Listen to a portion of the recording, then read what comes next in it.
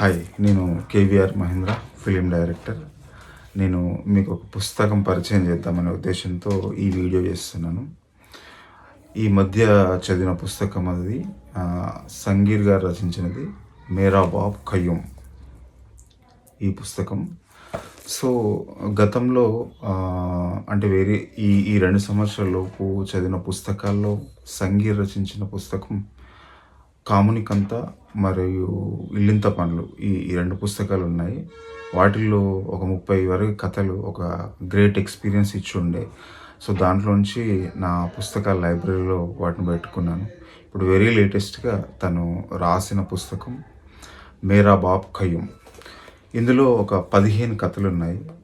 ఏ కథ చదివినా కూడా ముఖ్యంగా గ్రామీణ జీవితంలోని మనుషుల సంఘర్షణ, ప్రేమ, మత సామరస్యం, మత విద్వేషాలు, వాటిని బ్రేక్ చేస్తూ ముందుకెళ్ళే ప్రేమలు, ఇవి నాకు ఎక్కువగా కనిపిస్తూ ఉంటాయి ఆయన రచనలో.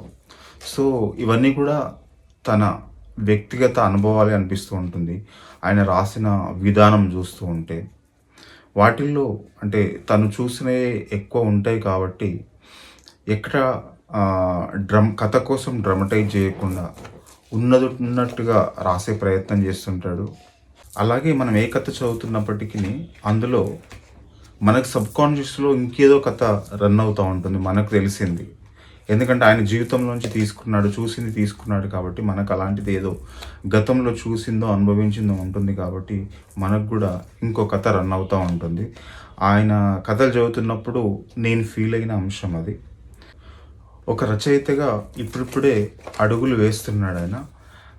చెప్పాల్సిన కంటెంట్ తనలో చాలా ఉంది, చాలా సంఘర్షణ ఉంది, సమాజానికి ఇది చెప్పి తీరాలి అనే కసి కూడా కనబడుతూ ఉంటుంది. ఏదైనా బయట అంత ఈజీగా మాట్లాడుకోలేని విషయాల్ని తను చెప్పడానికి ఏం మొహమాటపడాడు, భయపడాడు, చెప్పేస్తాడు.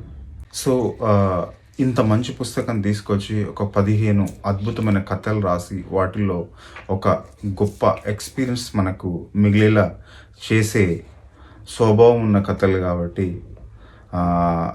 నేనైతే బాగా ఎక్స్పీరియన్స్ చేశాను. నాకు అన్ని కథలు నచ్చాయి, మీకు కూడా నచ్చుతాయని ఆశిస్తున్నాను.